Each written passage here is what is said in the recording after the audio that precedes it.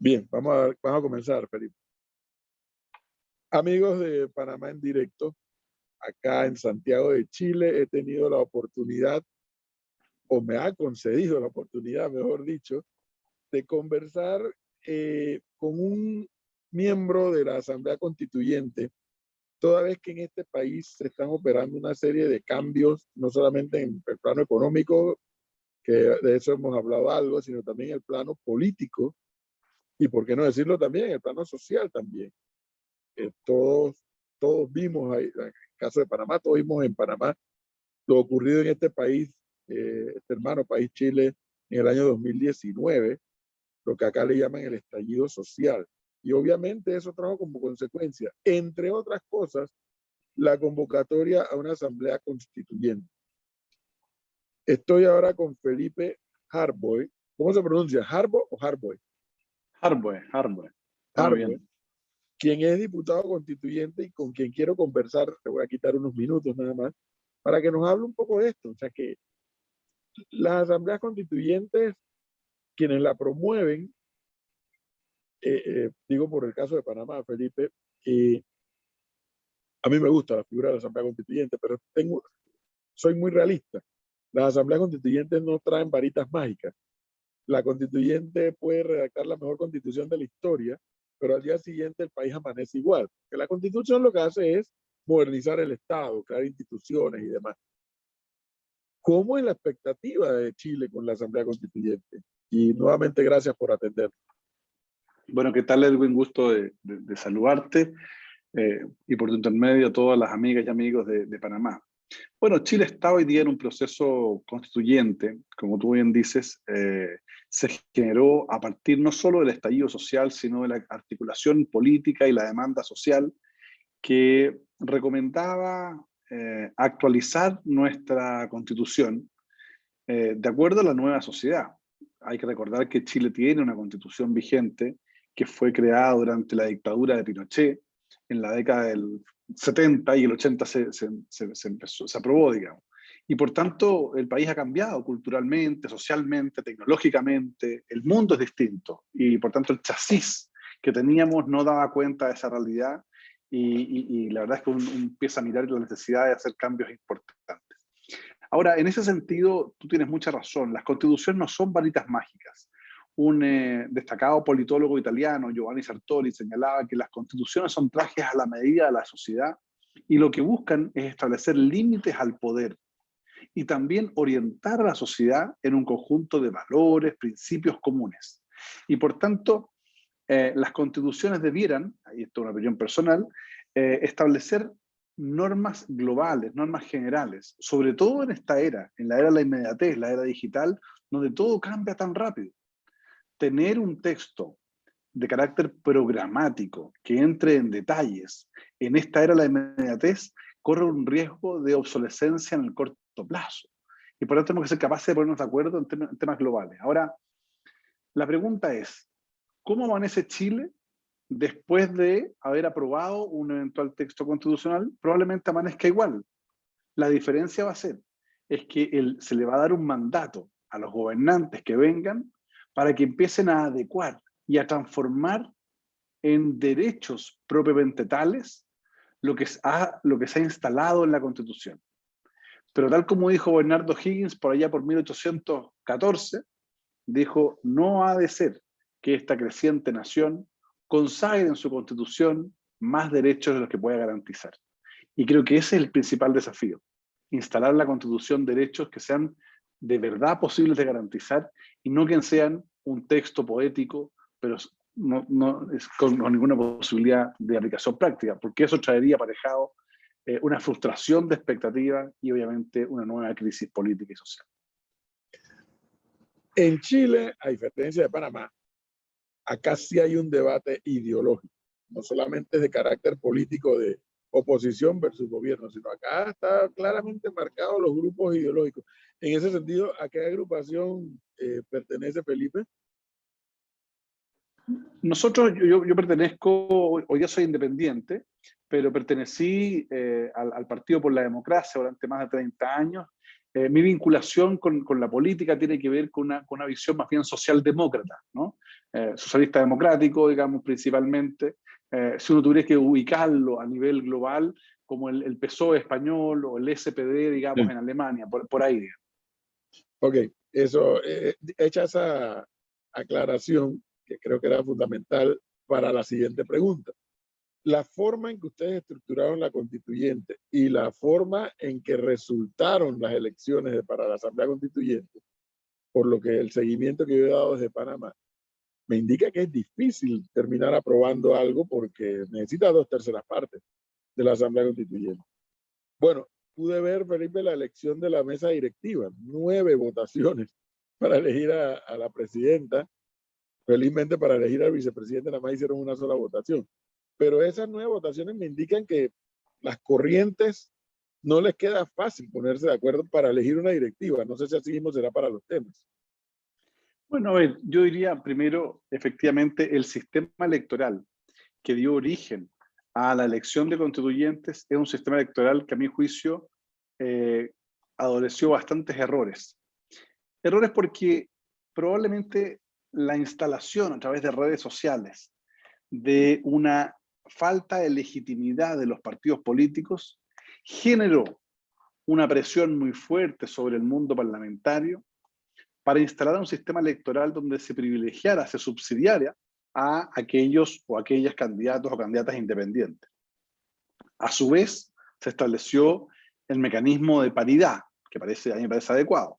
Pero adicionalmente, se establecieron un número de escaños reservados para los pueblos originarios. En consecuencia, la cantidad de elementos distorsionadores de la voluntad popular generó, a mi juicio, un resultado inesperado, donde los militantes de partidos políticos fueron la minoría y los independientes, bastante desestructurados en sus posiciones, fueron la mayoría. Y es muy difícil entonces constituir mayorías por cuanto no hay un, dos, tres o cuatro referentes, sino hay muchos colectivos y dentro de cada colectivo más bien hay un sentimiento de individualismo propio de la era de nuestra era. Entonces, el ejercicio de articulación política ha sido más complejo. Ahora bien, como usted bien señalaba, la elección de la autoridad en 9 votaciones también es un síntoma de la falta de realismo político, porque que una persona, una candidata, postule en 7 oportunidades al mismo cargo que le han dicho en 7 oportunidades que no va a tener la mayoría, no parece alguien que tenga un criterio político afinado, digamos. Para un político de fuste, si a la segunda elección le dicen que no, uno ya mira para el techo o sea, para el lado. Pero 7 votaciones, forzar 7 votaciones parecía raro, ¿no? Y bueno, eso fue precisamente por la división de la izquierda y particularmente por la división al interior de los movimientos sociales. Entonces, creo que tenemos ahí un escenario, pero que dice relación con el nombramiento de autoridades. Yo no creo que ese escenario se replique para la discusión de normas. Donde sí creo que se va a replicar ese escenario es para la discusión de 3 o 4 puntos que pueden ser probablemente los más controvertidos del texto constitucional. Para el resto, mi percepción es que en la discusión de normas, donde hay un punto y una coma, el énfasis y el matiz más allá, más acá, creo que puede haber, se pueden construir mayorías fácilmente. Pero van a haber 2 o 3 puntos en la relación del crecimiento con la naturaleza, en el rol del Estado en la economía, en la relación entre el Poder Ejecutivo y el Poder Legislativo. Creo que ahí hay 3 o 4 nudos, digamos, que pueden ser más complejos de llegar a acuerdo. Y yo espero que la nueva mesa tenga la capacidad política de articular voluntades. Al final del día, ¿de qué se trata la política sino de articular voluntades en torno a un proyecto colectivo?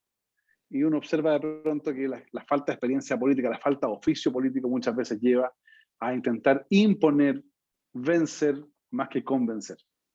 Pero eso es lo que me llama la atención, porque he podido observar que tanto en los resultados de la Asamblea Constituyente como en el resultado que favoreció al presidente electo Boris, dentro de, por ejemplo, dentro del grupo que lo apoya a él, Es una percepción, y si me equivoco me corrige, por favor. Así como los hay moderados, como incluso el propio Boris, me da la impresión que es una persona moderada y que escucha, es la impresión que yo tengo.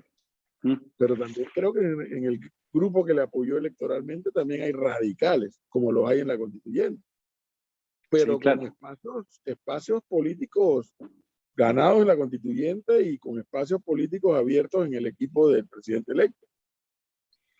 Yo creo No que va a ser no cabe fácil ninguna esa. duda, sí, no va a ser fácil. No cabe ninguna duda que el mapa político chileno giró a la izquierda, eso es evidente. El centro político ya no está, no radica en la democracia cristiana, como fue históricamente, sino que incluso el centro político está en el mundo socialdemócrata. Ese podría ser el centro hoy día en Chile, porque se inclinó la balanza hacia la izquierda. Pero cuando uno mira la composición del Congreso Nacional en las últimas elecciones, las mismas que dieron por electo a Gabriel Boric, uno se da cuenta que Gabriel Boric obtuvo solo 3 senadores en un universo de 53. Es decir, y en la Cámara de Diputados de 155 representantes tiene 35. O sea, él tiene evidentemente minoría.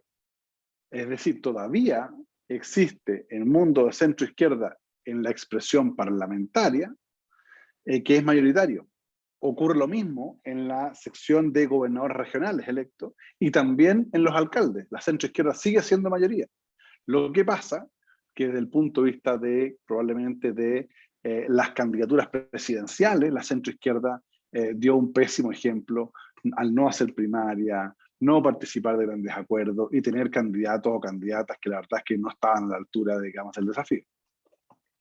En ese sentido, Felipe, le pregunto, para el presidente electo, a partir de marzo, presidente de la República, me da la impresión que no va a ser fácil gobernar. No tiene mayoría en los senadores, no tiene mayoría en los diputados, tiene que lidiar con una asamblea constituyente donde tampoco tiene mayoría y donde, por el contrario, varios de los grupos que le apoyaron a él están votando de forma diferente.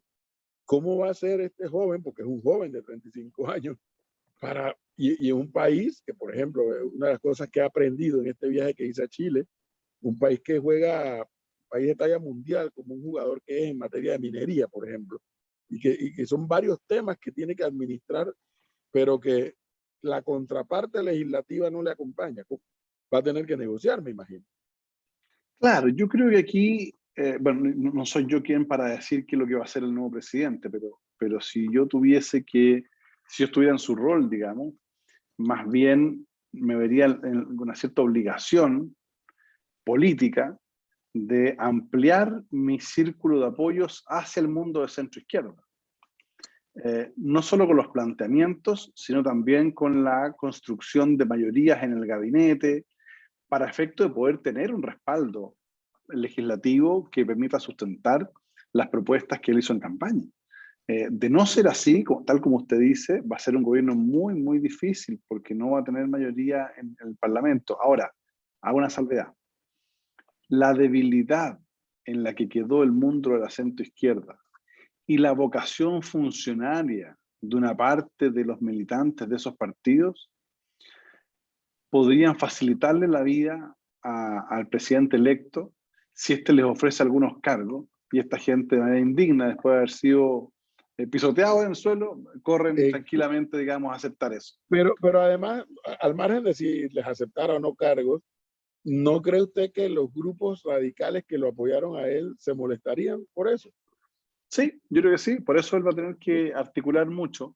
Ahora, vamos a ver si es capaz de hacerlo. Yo creo, no sé, en mi Y eso es lo percepción. que le comento, Felipe, que eso que a mí me llama la atención y lo he comentado con los oyentes de Panamá en directo, porque, hombre, si usted me pregunta, yo que le he dado seguimiento bastante a la política en Chile y en Latinoamérica, pero bueno, a ver, el presidente Lago tenía una experiencia política previa, el presidente Elwin ni hablar, eh, no tanto tal vez Michelle Bachelet, pero luego con la experiencia acumulada le permitió ir a una segunda presidencia.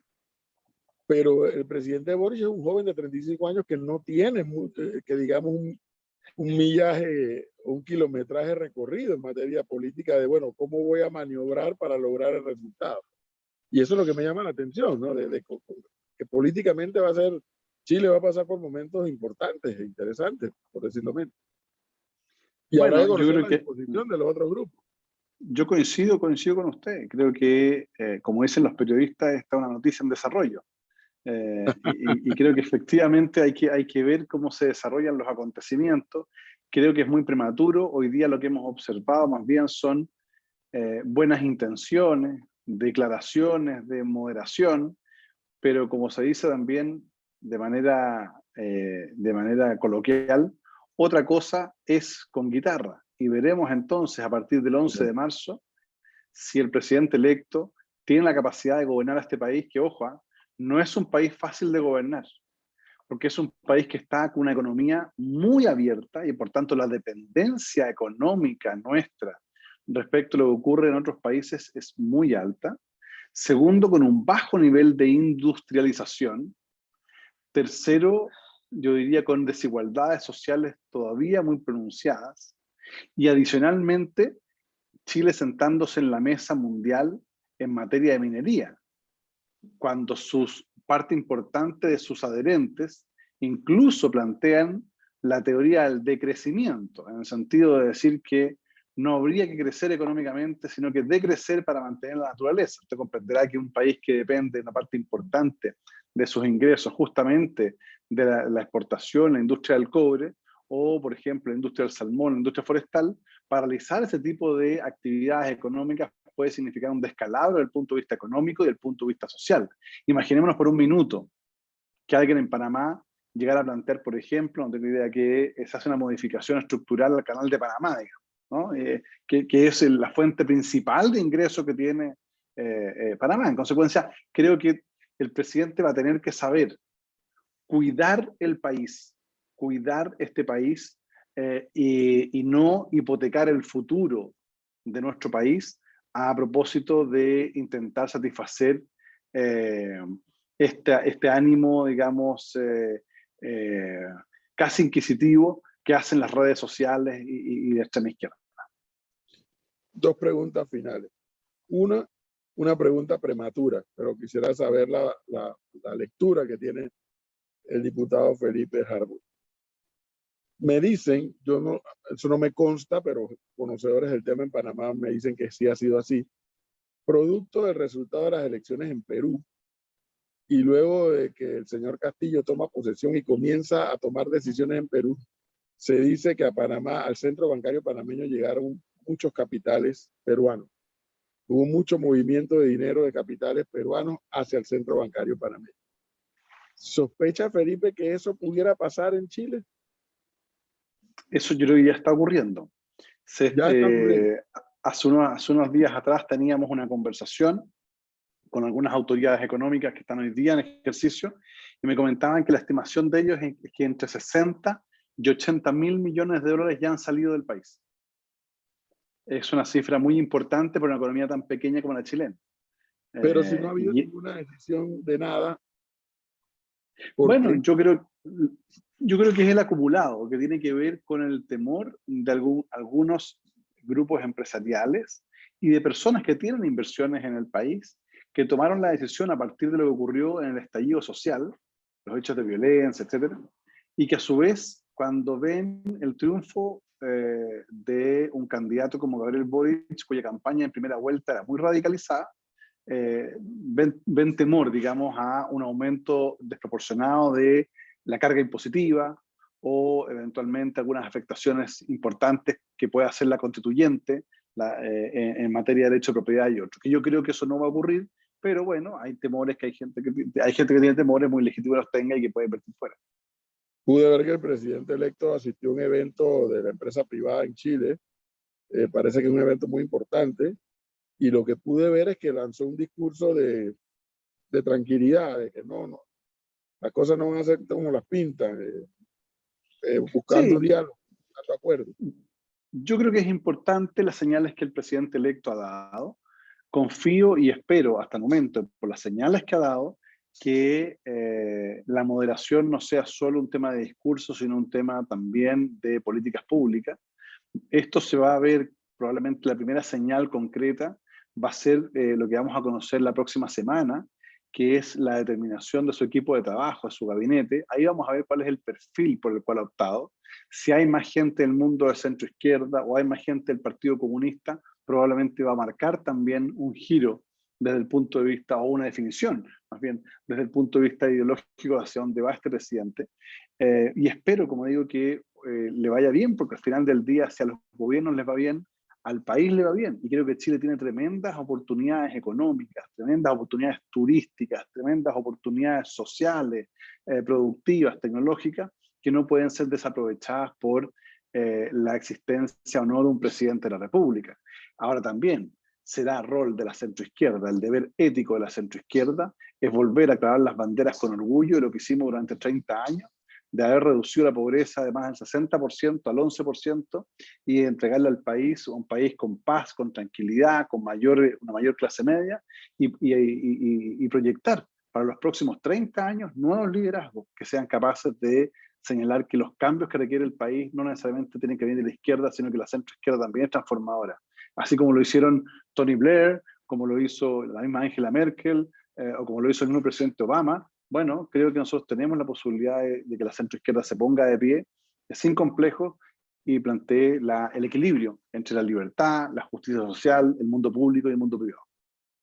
Y finalmente, para volver al inicio, en opinión del diputado Felipe Harbour, ¿cuáles son los grandes ejes de debate en la Asamblea Constituyente? O sea, ¿cuáles considera son los grandes temas? Van a haber temas, no quiero ponerlo como pequeños, pero que si los quitas o los pones en la Constitución no pasa nada. Pero sí va a haber temas que si son aprobados puede que el Estado se modernice, avance, retroceda. ¿Dónde ven esos grandes temas?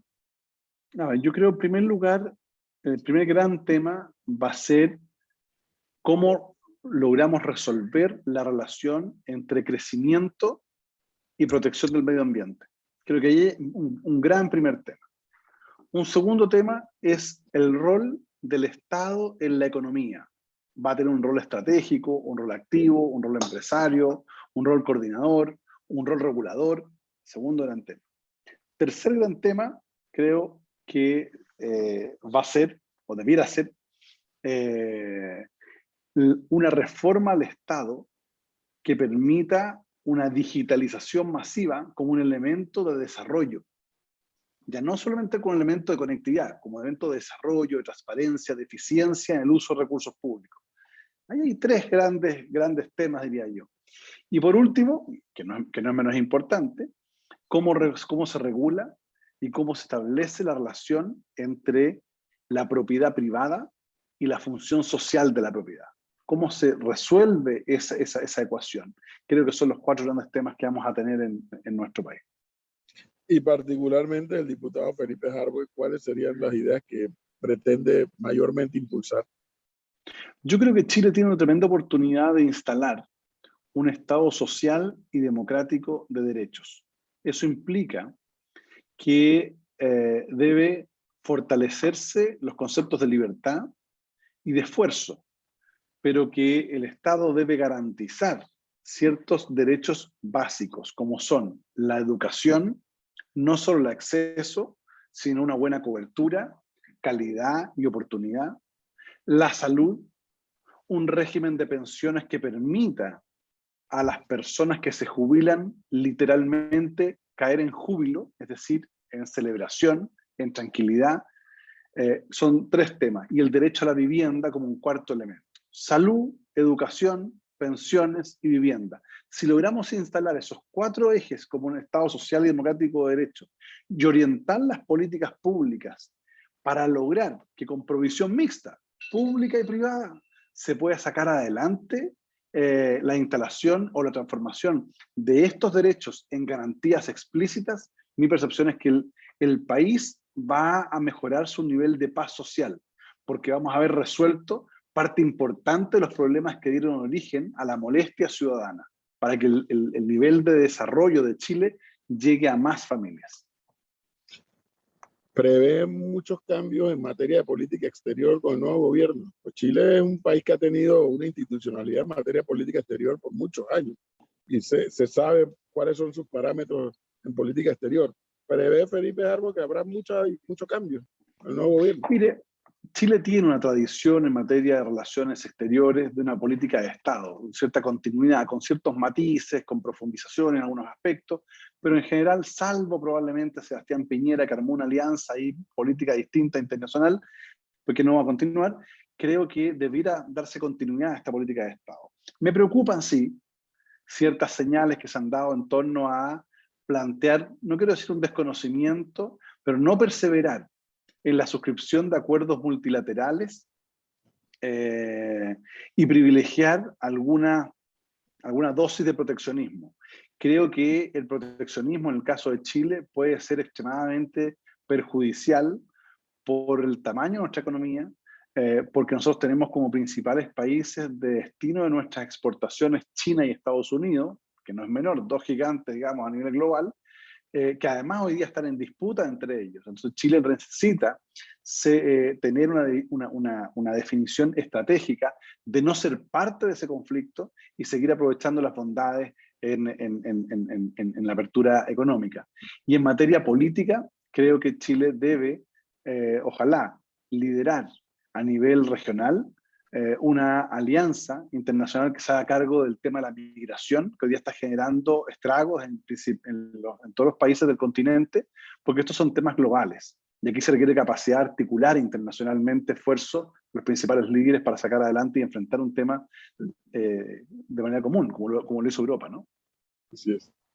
Diputado Felipe Harbo, muchísimas gracias por este valioso tiempo y compartir su visión y sus criterios sobre cómo se desenvuelve la situación política e incluso ideológica y en materia constitucional acá en la hermana República de Chile.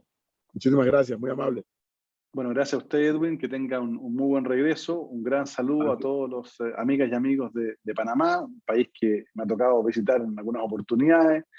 Así es que tengo un gran cariño por su pueblo. Un gran abrazo para usted y para todo el pueblo panameño. Gracias, que esté bien. Hasta luego.